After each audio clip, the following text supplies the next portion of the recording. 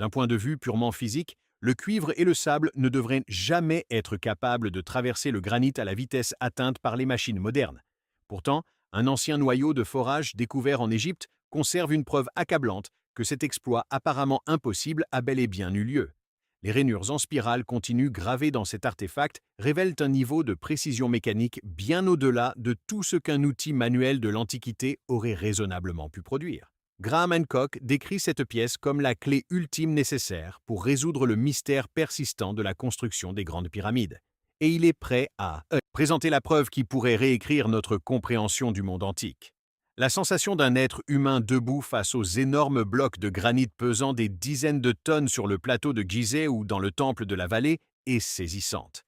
La première question qui vient à l'esprit de quiconque est toujours la même. Comment ont-ils taillé cela? La réponse officielle, enseignée dans les universités et imprimée dans les manuels d'archéologie depuis plus d'un siècle, reste simple et constante. Les égyptologues affirment que les bâtisseurs des pyramides ne possédaient que les outils les plus primitifs de l'âge du bronze. Ils utilisaient des ciseaux de cuivre, des scies de cuivre et, surtout, du sable. Cette théorie repose sur l'échelle de dureté de Mohs, une mesure standard en géologie. Le cuivre est classé comme un métal tendre, autour de 3 sur l'échelle de Mohs. Le granit, le matériau principal de la chambre du roi dans la Grande Pyramide, est considérablement plus dur, avec un indice de 6 ou 7. D'un point de vue physique, le cuivre ne peut pas tailler le granit. Si vous essayez de couper du granit avec une lame de cuivre, la lame s'usera et se déformera bien avant de laisser la moindre marque sur la pierre. C'est pourquoi le sable de quartz occupe le rôle principal dans cette explication. Le sable du désert contient du quartz d'une dureté de 7, égale ou légèrement supérieure à celle du granit. L'explication conventionnelle soutient que les anciens Égyptiens utilisaient des tubes de cuivre ou des scies de cuivre simplement comme support. Ils répandèrent du sable dans l'entaille et appliquaient la force humaine pour frotter continuellement d'avant en arrière. Les grains de sable aux bords tranchants, piégés entre le cuivre et la pierre, agissaient comme de minuscules lames qui usaient progressivement le granit au fil de milliers d'heures de travail manuel. Cela semble raisonnable en théorie. Avec suffisamment de temps et de main-d'œuvre, tout peut être usé. Mais lorsque nous appliquons les principes de l'ingénierie mécanique moderne pour analyser ce processus, un défaut grave apparaît. Et ce défaut réside dans la nature même de l'abrasion. L'abrasion avec un matériau abrasif libre est un processus intrinsèquement chaotique. Imaginez-le à l'échelle microscopique. Les grains de sable ne sont pas fixés. Tandis que la lame de cuivre se déplace d'avant en arrière, les grains roulent, glissent, s'entrechoquent au hasard et tournent librement. Ils frappent la surface de la pierre depuis des directions imprévisibles. Ce comportement physique est connu sous le nom d'impact aléatoire. Le résultat inévitable de tels impacts aléatoires est une surface elle aussi aléatoire. Lorsque vous poncez du bois avec du papier de verre ou frottez de la pierre avec du sable, le résultat est une finition mate et rugueuse couverte de milliards de rayures superposées dans toutes les directions. Vous ne pouvez pas produire une surface optiquement plane ou une coupe tranchante comme un rasoir simplement en laissant les grains de sable rouler librement. Le chaos de l'outil s'imprime sur le produit final. Mais c'est ici que les preuves physiques des sites égyptiens défient cette théorie. Lorsque nous examinons de près les artefacts de granit du Sérapéum de Saqqara ou les statues du temple de Luxor, nous ne trouvons aucune trace d'abrasion chaotique. Les surfaces ne montrent ni rugosité ni opacité. Au contraire, elles sont lisses comme un miroir, réfléchissant la lumière comme du verre. Et le plus surprenant de tout, leur planéité atteint un niveau de précision imperceptible à l'œil nu. Les angles droits intérieurs à l'intérieur des coffres de granit de 100 tonnes du Sérapéum paraissent si nets qu'ils donnent l'impression d'être assemblés avec des panneaux de verre plutôt que creusés dans la pierre massive. Un processus d'abrasion au sable libre dépendant du mouvement manuel de va-et-vient ne peut maintenir la stabilité géométrique nécessaire pour créer des arêtes aussi nettes. Le sable tend toujours à arrondir les coins en raison de la distribution inégale de la force. Pour obtenir des angles droits tranchants comme des rasoirs dans la pierre dure, il faut un outil à coupe directionnelle fixe et non une masse libre de poudre abrasive en mouvement. Cette contradiction présente un paradoxe physique sur le site même. L'explication du cuivre et du sable décrit un processus chaotique. Pourtant, les preuves physiques révèlent un résultat d'un ordre remarquable et d'une haute précision. Si le sable et le cuivre produisent des surfaces rugueuses, quelle technologie a créé les surfaces planes et brillantes comme du verre que nous observons aujourd'hui? La science des matériaux nous dit que le caractère d'une coupe reflète directement le caractère de l'outil. Une coupe irrégulière provient d'une lame émoussée ou libre. Une coupe lisse et précise provient d'un bord tranchant et stable. Lorsque nous observons les blocs de granit d'Égypte, nous ne voyons aucun signe de friction aléatoire. Nous voyons la preuve d'une coupe délibérée et contrôlée. Pour trouver la preuve la plus convaincante de ce type de coupe, nous ne pouvons nous fier uniquement aux surfaces extérieures polies. Nous devons regarder à l'intérieur, vers les portions de pierre retirées que les artisans antiques supposaient que personne n'examinerait jamais. Et cela nous amène au noyau de forage numéro 7, le chemin en spirale. À la fin du XIXe siècle, Sir William Flinders Petrie, salué comme le père de l'archéologie moderne, réalisa une étude exhaustive à Gizeh. Contrairement aux explorateurs contemporains obsédés par les trésors ou les momies, Petrie était obsédé par les mesures et la précision d'ingénierie. Il apporta les instruments de topographie les plus précis de son époque pour mesurer les pyramides et devint le premier à collecter des échantillons techniques abandonnés sur le site. Des noyaux de forage en pierre. Dans le forage tubulaire, un trépan creux découpe la pierre et laisse un cylindre central de pierre comme résidu. Une fois le travail terminé, ce noyau est cassé et jeté. Pour la plupart des gens, c'était un déchet. Pour Petrie, c'était une information inestimable. Il rapporta une collection de ces noyaux en Angleterre. Et parmi eux, le plus célèbre est le noyau de forage numéro 7, un fragment de granit rouge de Gizeh. Lorsque Petrie examina le noyau de forage numéro 7 sous grossissement, il découvrit une caractéristique physique qui ébranla ses hypothèses sur la technologie antique. Le long du corps de ce noyau cylindrique, il n'y avait pas de rayures aléatoires longitudinales ou transversales comme la théorie du sable et du cuivre le prédisait. À la place, il trouva une rainure en spirale continue. Cette rainure parcourt régulièrement le noyau de haut en bas, exactement comme le filetage d'une vis moderne. Elle tourne autour du noyau en effectuant des tours complets de 360 degrés et continue vers le bas, sans interruption. Dans le langage de l'ingénierie mécanique et de l'usinage, la différence entre des rayures aléatoires et une rainure en spirale continue sépare des mondes technologiques entièrement distincts.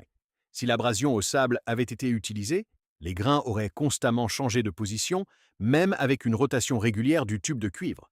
Le mouvement chaotique de milliers de particules de sable aurait effacé toute trace des rotations précédentes. Le résultat aurait été de faibles cercles concentriques ou des rayures verticales dues au levage et à l'abaissement du trépan, mais jamais une rainure en spirale profonde, nette et ininterrompue comme celle-ci. La présence de cette spirale démontre un mécanisme physique entièrement différent, une coupe contrôlée et rotatoire. Pour produire une rainure en spirale dans un matériau dur, l'outil de coupe doit satisfaire deux conditions essentielles. Premièrement, il nécessite un point de coupe fixe. La dent ou l'arête qui pénètre la pierre doit rester stationnaire par rapport au trépan, et non rouler librement comme des grains de sable. Deuxièmement, et c'est encore plus crucial, cet outil doit être suffisamment dur et soutenu par une force suffisante pour maintenir sa trajectoire tout en étant enfoncé profondément dans le granit. Imaginez le soc d'une charrue tranchant la terre. La charrue creuse un sillon profond parce qu'elle est plus dure que la terre et propulsée par une force puissante. La rainure du noyau de forage numéro 7 est l'empreinte d'exactement ce type de charrue taillant à travers le granit. L'outil n'a pas frotté doucement la surface. Il a labouré de manière agressive et décisive à travers la dure structure cristalline de quartz du granit. C'est l'empreinte digitale de la coupe par déplacement positif. Elle démontre que le trépan a avancé le long d'un chemin sous contrôle géométrique absolu, très semblable à un trépan à pointe de diamant contrôlé par ordinateur de nos jours, plutôt que le sondage lent et hésitant des méthodes manuelles. La découverte de Petrie élimine totalement le sable libre de la création de ce trou. Le sable ne peut pas produire des filetages de type vis. Seul un bord de coupe rigide fermement fixé au trépan peut y parvenir. Et cela mène à une question physique encore plus déconcertante. Si ce n'était pas du sable, quel matériau de cette époque était suffisamment dur pour servir de charrue à travers le granit? Le cuivre, certainement pas. Le cuivre se déformerait instantanément au contact du granit sous une telle pression. Mais le problème va au-delà du matériau de l'outil. Lorsque des ingénieurs modernes ont mesuré l'espacement entre les rainures en spirale du noyau de forage numéro 7, ils ont découvert un chiffre qui ferait frémir n'importe quel expert en usinage. Ce chiffre révèle une vérité sur la force appliquée que la simple force humaine ne pourrait jamais générer. Et avec cela, l'histoire passe de difficile à croire à physiquement impossible. Avant de continuer, si ce type de contenu vous passionne autant que nous passionnent nos recherches, vous savez quoi faire. Un simple clic sur s'abonner nous aide énormément à continuer à vous apporter des histoires comme celle-ci. Et maintenant, revenons à ce qui nous occupe, car ce qui suit est encore plus saisissant. Le paradoxe de la pression. Une fois que nous établissons que la rainure du noyau de forage numéro 7 représente une coupe en spirale continue, la signature indubitable d'un bord de coupe fixe plutôt que de sable libre roulant, nous devons affronter les données quantitatives qu'il contient. En ingénierie mécanique, la forme d'une coupe révèle la méthode.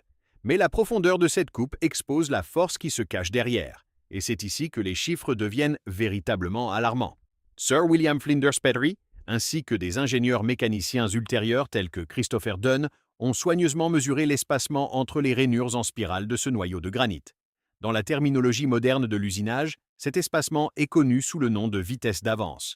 Il indique précisément de combien le trépan a progressé vers le bas à chaque tour complet de 360 degrés. Les mesures du noyau de forage numéro 7 révèlent une vitesse d'avance de 0,1 pouce, soit environ 2,54 mm par tour. Pour comprendre à quel point ce chiffre est extraordinaire, considérons une comparaison directe avec la technologie moderne de forage de la pierre. Les trépans industriels en diamant actuels tournent à des vitesses extrêmement élevées, souvent des milliers de tours par minute. Pourtant, ils ne pénètrent le granit que de fractions infimes de pouces par tour. La stratégie moderne repose sur la haute vitesse combinée à une faible pression pour user progressivement le matériau sans casser le trépan. Les créateurs du noyau de forage numéro 7, qu'il s'agisse des anciens Égyptiens ou d'une autre main, ont employé l'approche exactement inverse. La vitesse de rotation a pu être plus lente, mais la force de coupe était colossale.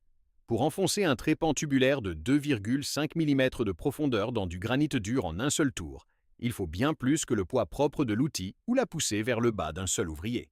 La physique du granit dicte une résistance énorme.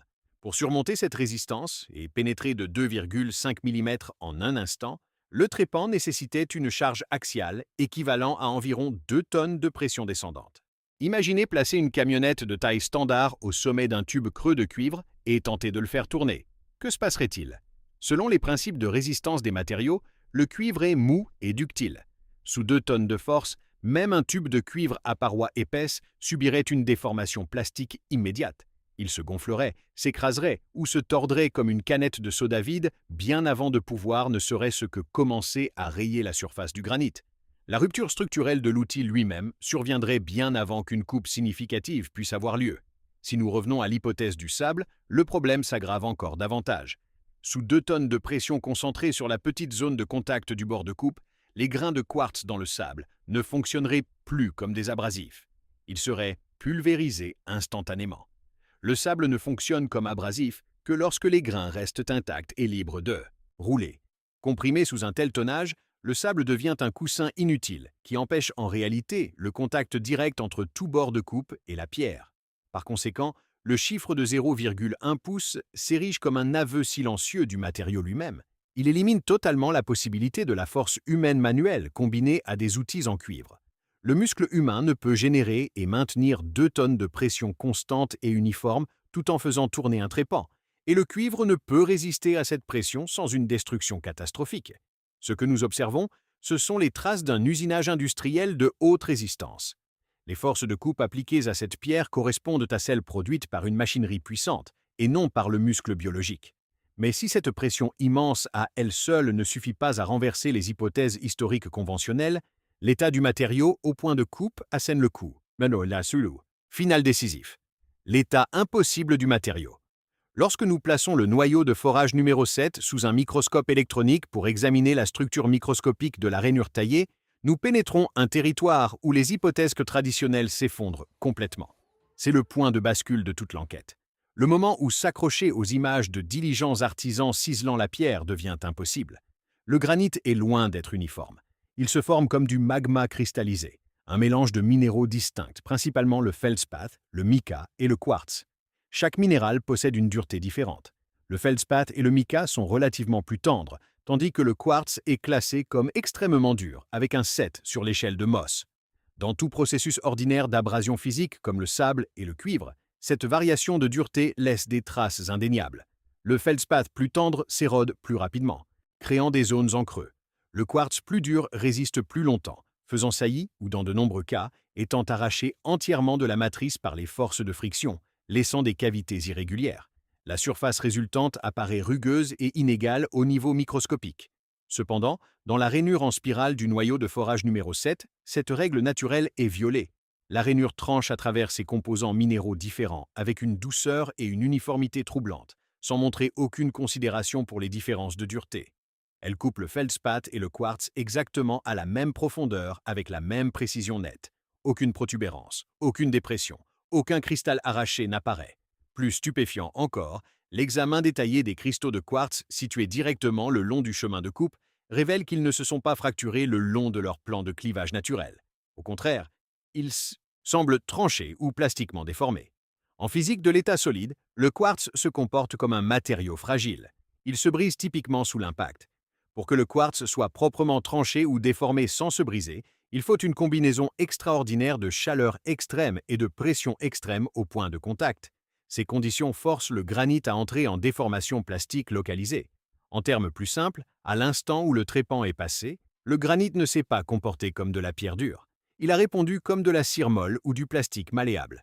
Ce phénomène ne survient dans l'usinage moderne que lorsque des trépans à ultra haute vitesse ou des sources de chaleur intensément focalisées génèrent suffisamment d'énergie frictionnelle pour provoquer une fusion localisée instantanée dans la zone de coupe. Le matériau s'amollit juste assez longtemps pour que l'outil passe avant de refroidir et de durcir à nouveau. La conclusion devient inéluctable. L'outil responsable du noyau de forage numéro 7 n'était pas simplement plus dur que le granit. C'était un outil à haute énergie. Il n'écaillait ni ne broyait, il pénétrait la matière elle-même. L'hypothèse du ciseau de cuivre et du sable humide ne peut expliquer la déformation plastique du quartz. Le sable et l'eau agissent comme des réfrigérants, empêchant l'élévation de température. Les processus manuels sont des processus froids. Pourtant, les preuves microscopiques pointent de manière univoque vers un processus à haute température et haute pression. À ce stade, nous devons reconnaître que le portrait familier d'esclaves traînant des pierres ne suffit plus. Quelque chose de bien plus avancé se dissimule ici. Une technologie capable de manipuler l'état physique de la pierre dure d'une manière que l'humanité n'a commencé à maîtriser que récemment. Et si l'outil a atteint une telle sophistication, quelle force le guidait? Le squelette disparut. Même le scalpel laser le plus tranchant du monde devient inutile dans des mains tremblantes. La précision d'une coupe ne dépend pas seulement du tranchant de la lame, mais absolument de la stabilité de la main qui la tient. La physique nous enseigne un principe fondamental de l'usinage de précision. Aucun produit ne peut être plus précis que l'outil qui le crée. Pour produire une rainure en spirale parfaitement régulière, avec une marge d'erreur inférieure à 1/1000 de pouce à travers le granit, l'outil de coupe lui-même doit être maintenu stable à un niveau de précision équivalent ou supérieur. Le corps humain est un système biologique truffé de vibrations chaotiques. Notre battement cardiaque crée de minuscules tremblements. Les muscles fatigués introduisent que des secousses. La respiration déplace la posture. Aucun artisan, aussi habile soit-il, ne peut maintenir un trépan parfaitement stable le long de son axe tout en appliquant 2 tonnes de force compressive et en le faisant tourner de manière constante. Si une main humaine contrôlait directement l'outil, le trépan oscillerait. Le trou résultant ne serait jamais parfaitement rond, et la rainure en spirale deviendrait interrompue, décalée ou disparaîtrait entièrement en raison de changements aléatoires d'angle. Pourtant, le noyau de forage numéro 7, ainsi que des milliers d'autres trous de forage trouvés sur des sites comme Abousir, est parfaitement rond et droit. La rainure en spirale court sans interruption. Cette perfection géométrique exige l'élimination complète de la variabilité humaine du processus de guidage de l'outil. La logique nous force à une conclusion inévitable. Il devait exister un mécanisme de guidage, un bâti, une machine. Nous parlons ici du concept connu sous le nom de fixation mécanique.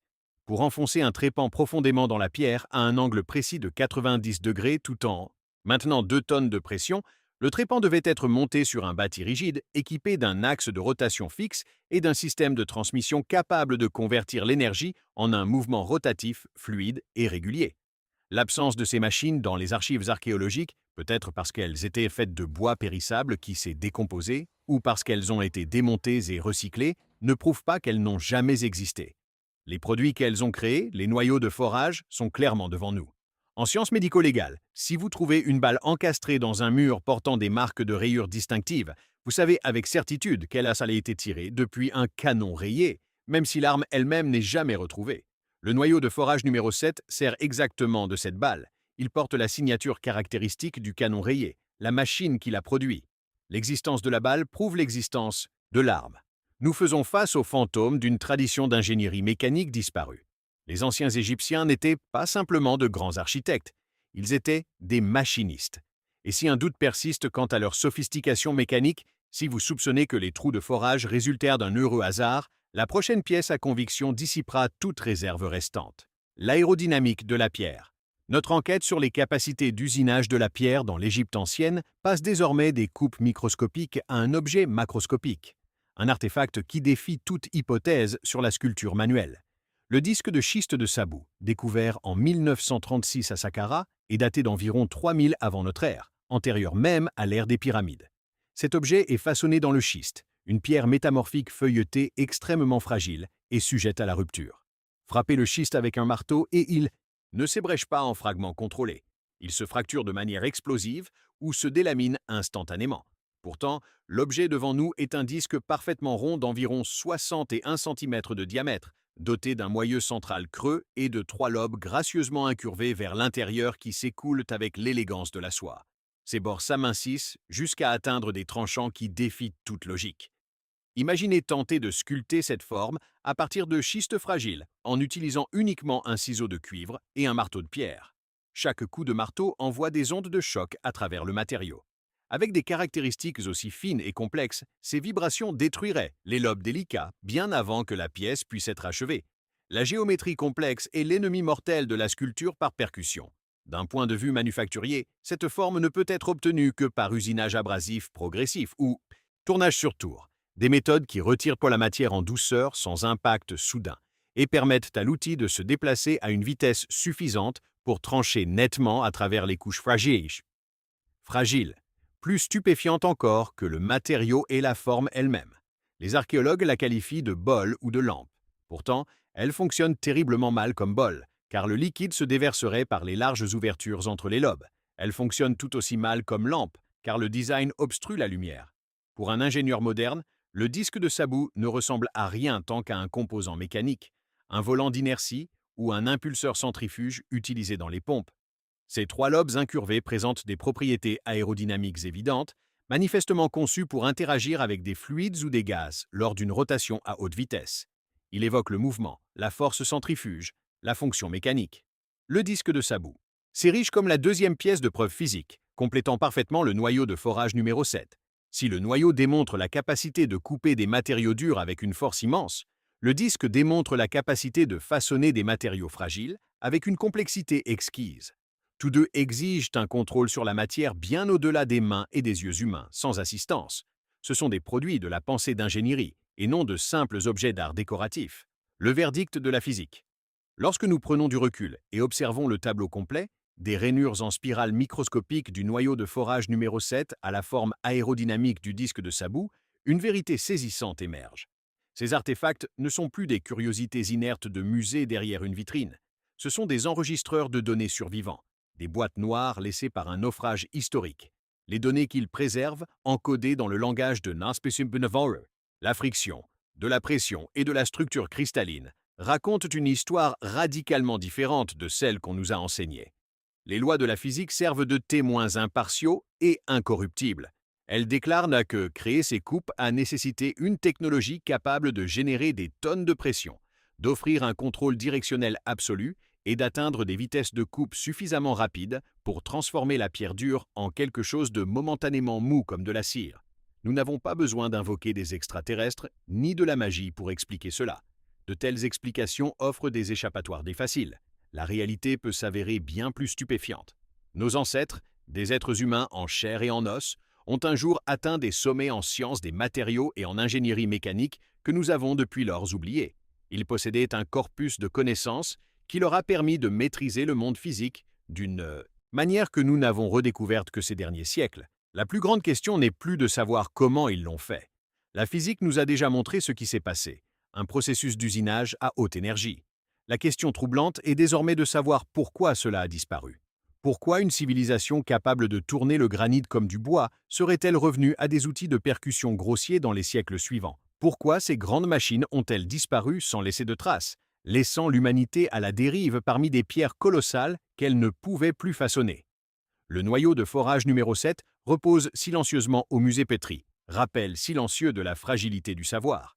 Il démontre que le progrès n'est pas une ligne ascendante ininterrompue.